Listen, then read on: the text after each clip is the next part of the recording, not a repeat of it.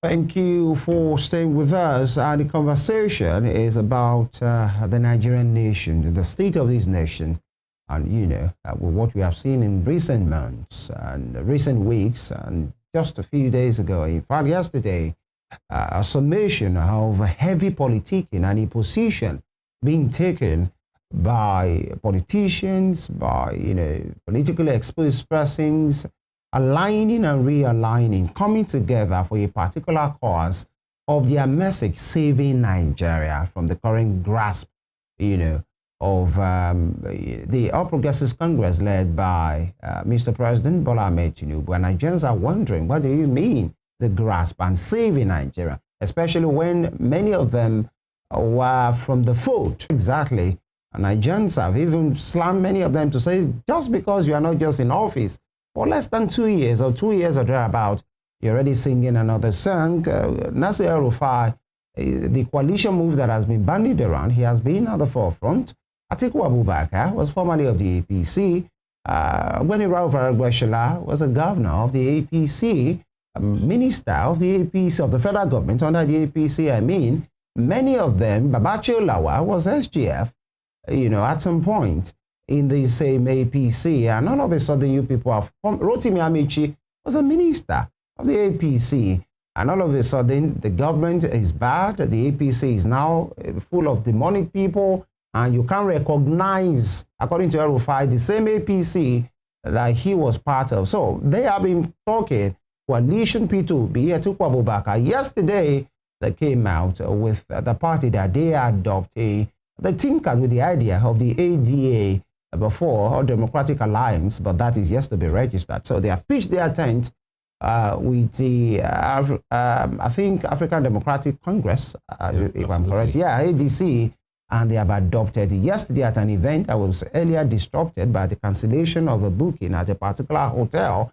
and all of them were there. Rauf Aregbesola, former Osun governor, Atiku Abubakar, former VP, P2B, former presidential candidate of the Labour Party, El-Rufai, former governor, of the APC was there. Rotimi Amici was there as well. Namadi Sambo was there. Many other persons were there. So the thing now is, are they good to go? How long can they go? Now, at that meeting as well, two officials, high-ranking officials, were produced. At least the acting chairman, who is a former administrator of military administrator of Benue State, and former Senate President as well, David Mark. And of course, there you go, you have the picture on your screen. And former Osun State Governor Ogbeni Rauf Aregbesola has emerged as the National Secretary of the party. Here we are. Now, we have the man who speaks for him here with us in the studios. Mr. Sola Fasure is here with us. Good morning. Good morning. Thank you for inviting me now. Good morning, viewers. Good to have you here again. Thank you very much. Your principal has emerged as the National Secretary of the ADC, and, he gave his full acceptance, and, he's ready to go. And, right here, so many persons are seeing this as a downgrade to say, how come a two-time governor, a minister, former commissioner in Lagos with such a high profile will now be emerging, and he will take it and embrace it like something very big, a relatively unknown party? Do you feel embarrassed that your principal has taken that step? No, actually, it's the logic of the rule of dialectics that is taking place now. Okay. I think, and I believe strongly, that APC has exhausted its lifespan. It's in the last 2 years, it has been reduced to a personalist rulership project. APC is about an idea. It's about a vision of a party for mass people, for Nigerians, for emancipation, for rescuing Nigerians from the rot and the decay of the PDP. It was a mass movement. When you look at how APC emerged to get into power, then you will have an understanding. It was hope.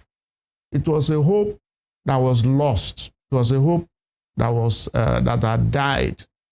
I think it was Harold Robbins who wrote in one of his novels, titled it, "Dreams Die First." So the APC dream has died. It's nothing more now than a personalist rulership project.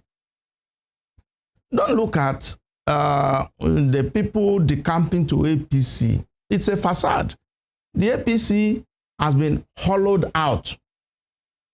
All the innards had been taken out now. It's an empty shell. So the people crossing to APC is like the political elite are moving to APC, but the people are not going with them. The people are moving out of APC. I mean, look at it. We all feel it in this country. The APC is a farce. It's the most farcical project now in Nigeria. No government in this country had been as oppressive and as disappointing as APC is now. So the goals remain, the dreams remain. When a platform killed a dream, then you move to another platform to revive the dream. So there's nothing embarrassing about it. When you look at it, you see people who also share the same dream of a greater Nigeria, of a people-centered government, of a people-centered administration, an administration that cares for the people, that want to alleviate the suffering of the people, that want to build people, that want to build a great nation. Nigeria is downgraded. What we have now is a downgraded version of this country. Look, 10 years ago, if someone gives you 20,000 naira, today, if they give you 200,000 naira, the 200,000 naira of today cannot buy what you can buy with a 20,000 naira. So about 10 years ago, I wanted to travel to England. I bought a ticket, BA, British Airways, for 70,000 naira. Just 10 years ago? Yes. Are you sure about that? I'm telling you. It was at their off-peak period, around that January, February, March, when most people don't travel because of winter. I bought the ticket, 70,000 naira. I wanted to buy a ticket this year. And for that same period, it was 1.8 million naira. No, this is ridiculous. Nigerians have been downgraded now, degraded completely. So, look, a rescue must come. We've had the APC thesis has exhausted its lifespan. So, an antithesis is coming now to confront the thesis and then resolve it at a synthesis. That is just the logic of dialectics. It's inevitable. All right, Mr. Fasure. Let's take a critical look at the ADC, which has emerged as the new bride, as a platform for the coalition now. Let's look at the individuals there. We have someone like Atiku Abubakar, former vice president, who has his ambition, his own unrelenting ambition to become president of Nigeria. We have your principal, Ogbeni Rauf Aregbesola, who also has his own ambition. We have Senator David Mark, who also has every politician has an ambition. So the question now is, these are men who have their own ambitions. Won't their personal ambition play out again here? Why should Nigerians, the big question is this, Mr. Fasure, why should Nigerians trust the ADC at this time? Nigerians trusted in the APC, at least quite a number of Nigerians. Like you said, the APC came with the promise of hope, to emancipate Nigerians and all of that. They trusted them. Look at what we found ourselves in right now. Now the ADC is coming up again. APC came up as a coalition to merger of some parties, a CPC, the new PDP, and all of that. Now we're having the ADC. Why on earth should Nigerians trust this group of people again at this time? Well, the Nigerian political system is going through ferments. And like H.P. Huntington, Samuel Huntington wrote, democracy anywhere is an unfinished business. You never get it perfectly right. at any point, even in the United States that started democracy in 1776. Up to now, they still have famines. ADC had exhausted its lifespan, so something new must emerge. There is absolutely, yes, it has exhausted its lifespan. It's no longer a force for good. It's now a retrogressive force for Nigeria. I mean, APC is drawing Nigeria back. It's drawing Nigeria into perdition now. So there must be a rescue. All politicians have ambition. In 2015, they all had ambition. But still, in spite of their ambitions, you see, sometimes a nation faces a crisis and individuals, people, they rise above themselves. They rise above themselves. And that's what we saw in 2015. Although these individual differences and ambitions still came up again. But at that particular moment, there was this resolve that the country must be saved. And we are at that junction again now, that we must save the country. And it is the fundamental rule of power, that where there is power, there must be opposition to power. So it is not in the nature of human society that there will be unchallenged power. Even in the most brutal and repressive authoritarian regimes, in the communist and in the socialist world, in the most brazen dictatorship, there are people who still stood to be counted and fought. Some gave their lives for the struggle. Some it is not in the nature of men to submit to tyranny. Anywhere, no matter how brutal that dictatorship is, humans will rise to challenge dictatorship and authoritarianism. That's a given. So we are at that junction again now. Well, is that what we have now? Absolutely. Do you have any doubt? Tyranny? Do you have any doubt? Do you have any doubt? What are the indices? The judiciary is destroyed. Completely destroyed. The Nigerian judiciary is just in 2 years? Oh my goodness. A justice of the Supreme Court accompanied a government minister to a public function. Where? Oh my goodness. Well, what if they were just friends? Friends? Nigerians. Where? Supreme Court justice? Where and who are you referring to? Attending a social function with a political functionary. That's an abomination. That's abominable. No, Femi wants you to name the justice. Who are you referring to? My goodness. And where? Because we are speaking to fact this morning. You just mentioned a very critical arm of government, judiciary. My goodness. That nobody should play with. My goodness. So you must show the proof. So you're not aware that the justice of the Supreme Court accompanied Minister Wike to an event? Look, the judiciary in Akwa Ibom State, I read with tears earlier this week, a premeditated murder, because a man who challenged the paternity of his children with his wife. The wife connived with her mother. When the man went to their house, they poured poison or tapia into his food. He died. And they tried to cover it up by manipulating the hospital to issue a fake death certificate. They were rounded. The man that was killed was even a lawyer, an officer of the law with the Akwa Ibom State government. Do you know what happened? What happened? When the judge gave the judgment, he gave 10 years imprisonment for first-degree murder. That was a slap on the wrist. Is that supposed to be a Tinubu fault? Look, when the judiciary is destroyed, I'm not talking of even one, I mean, the entire judiciary is destroyed now. Look at the judgments they are given. Look at all the judgments on local governments, on things that fly even in the face of the Constitution. Direct violation of the Constitution. That's what we are having now. The judiciary is destroyed. The government now is a personalist rulership project. There are even so much, Nigerians are poorer now than at any time in history.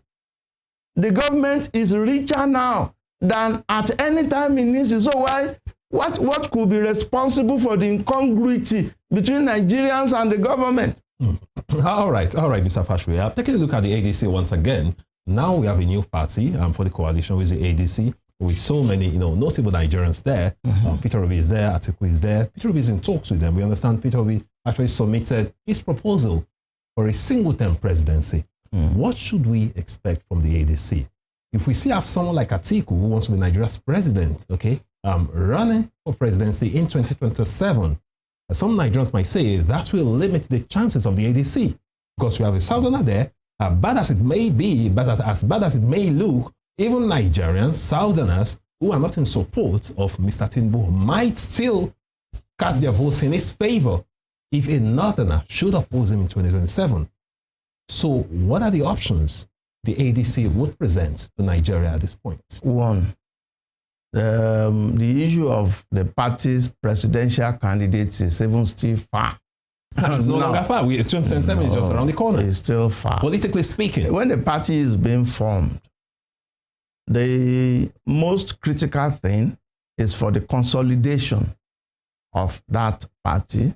The party already exists, but now the most critical factor for that party now is to be established in all the wards in the country and to build it up as a major institution for fighting power. Are you sincerely saying they've not factored in their candidates? That's not possible. No, this is politics. You see, the issue of who becomes the presidential candidate in a proper democratic setting should not be an issue.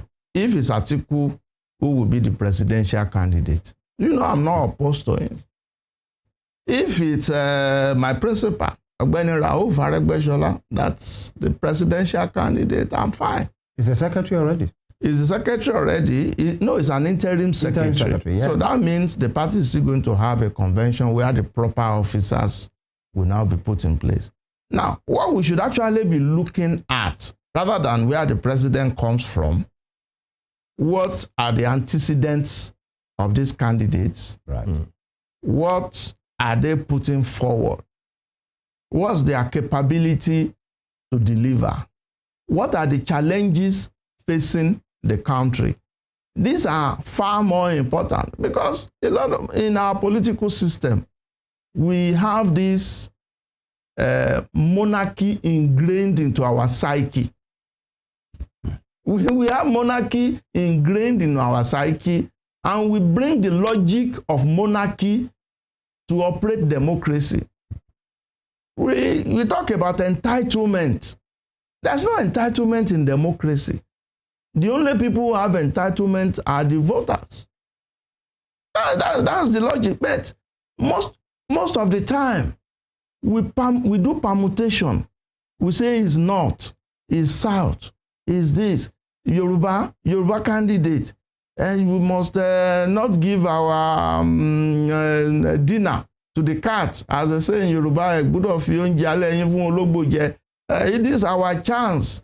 If we lose it, you see, these are things that actually diminish us as a people. And we can never get the best out of democracy. Let me be very, very frank with you. When you identify a problem, then that problem is half solved. People at our stage of development, none of them had ever operated democracy successfully. Go and check it. Democracy for underdeveloped people had never been a catalyst for development anywhere, because we have too many baggages, too many baggages that can never make democracy work. And except we confront those baggages and we put them aside, democracy will not be a force for good. When we begin to talk about north-south, about Yoruba, about Peter Obi's aspiration, about Atiku's long term. These are not the most important things to look at in a democracy. But when we dwell on them... Unfortunately, that's a reality on ground in Nigeria. No, today. It's not a reality. They are real because we make them to be real. That is the truth. If we have a governance agenda, if we put a governance agenda before the politicians, then that will be the basis of campaign and governance. But do we have a governance? Even as a media, do we really confront these political leaders with a governance agenda? We do. No, we don't. We do. I do. The truth is, what is someone's agenda on corruption? What is someone's agenda on building institutions? What someone's... Look, there was a... These same metrics were given by candidates of your party, the APC. Because you talked about building governance, governance and anti-corruption fire. That was a mantra of Mr. Bola. No, same APC. Let me tell you. Yes. When they say these things, they just say it on the surface. We do not interrogate it, and that's what makes the difference. All right. Let me tell you. Yes. When an American president is elected, before his inauguration, he's already announcing those who will form his government. Everybody, they all come under investigation immediately. It's not just nominating this person will be a minister. This will be my defense minister. Everything people know about him come to the surface. The former Secretary of State, Madeleine Albright, when she was announced as the Secretary of State, she herself, she didn't know that she was even Jewish because her parents never told her when they emigrated from Eastern Europe and came to the United States. They didn't tell her they were Jewish. They tried to bury their Jewish identity. People dug it up. She herself was shocked.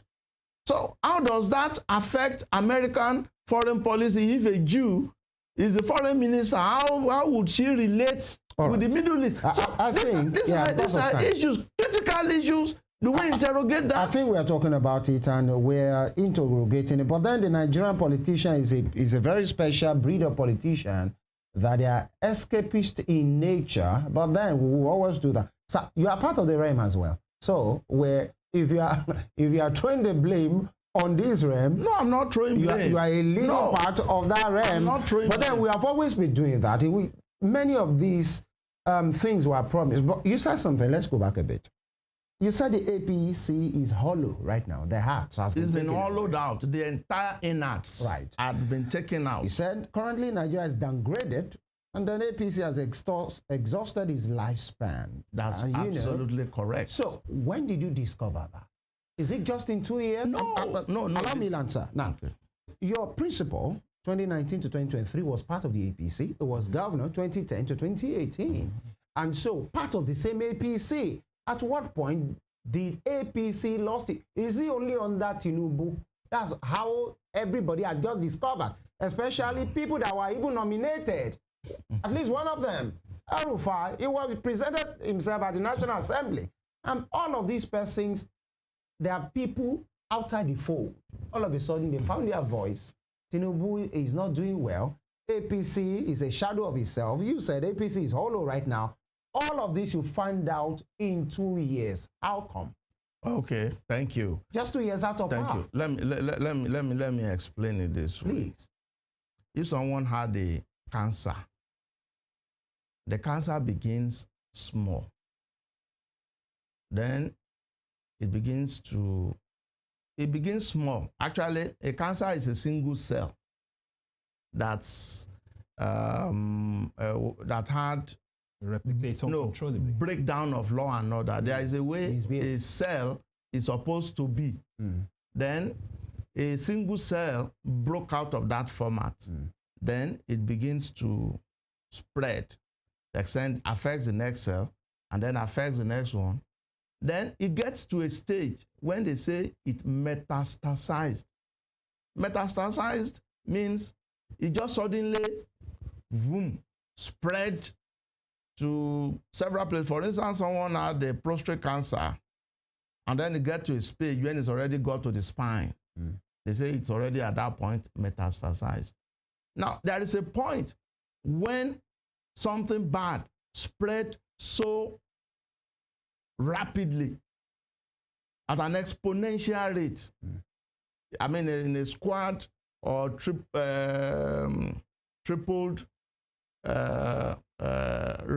rate. Raised to power 3, raised to power 4, raised to power 5 in an exponential rate. Now, there is gradual degradation. Then, one of the problems that APC had under Buhari was COVID.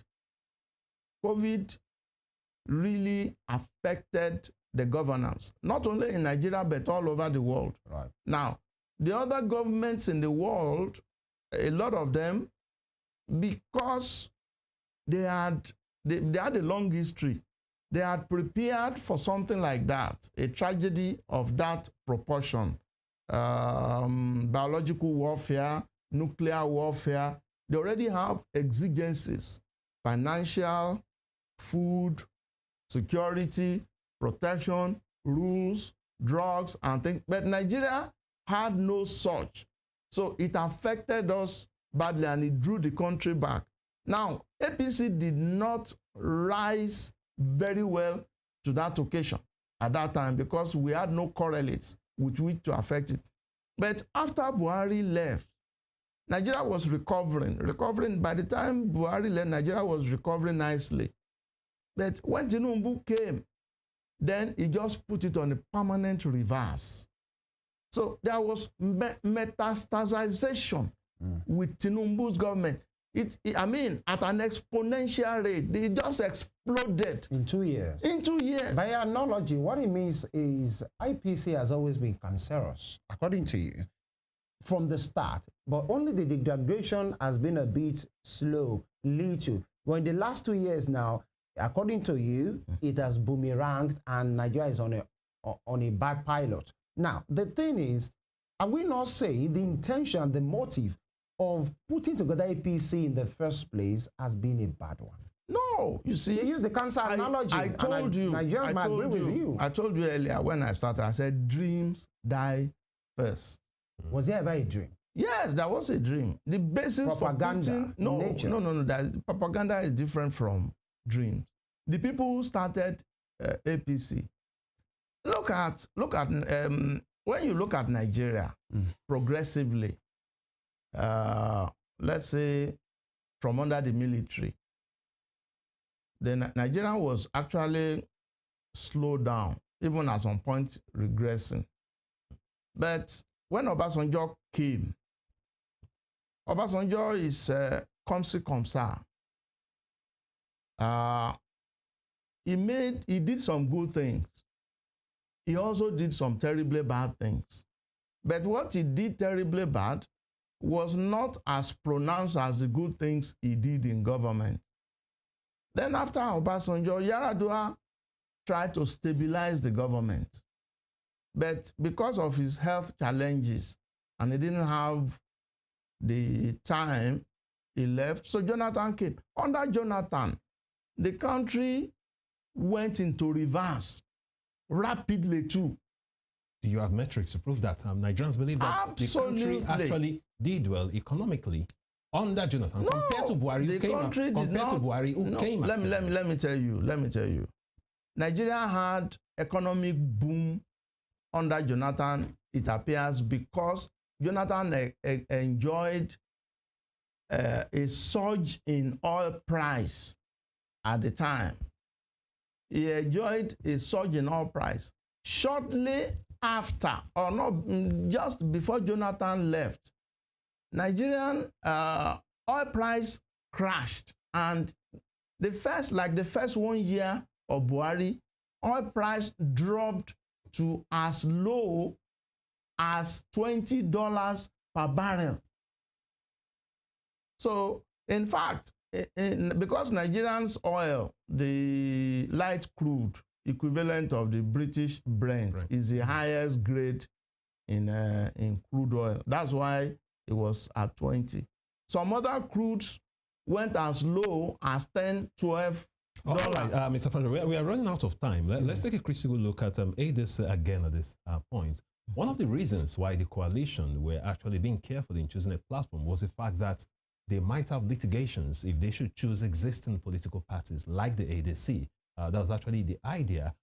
They had to come up with a new party, but unfortunately, it takes time to register a new party. Right now, as we speak, a faction of the ADC is actually kicking against this move, even though the former national chairman, Rauf Aregbesola, has said the national executives had resigned to give way for the new ones, but a faction of the party is kicking against it, saying that the group want those trooping into the party under the coalition arrangements to beware that the ADC has been battling unresolved legal crisis since the 2023 general elections.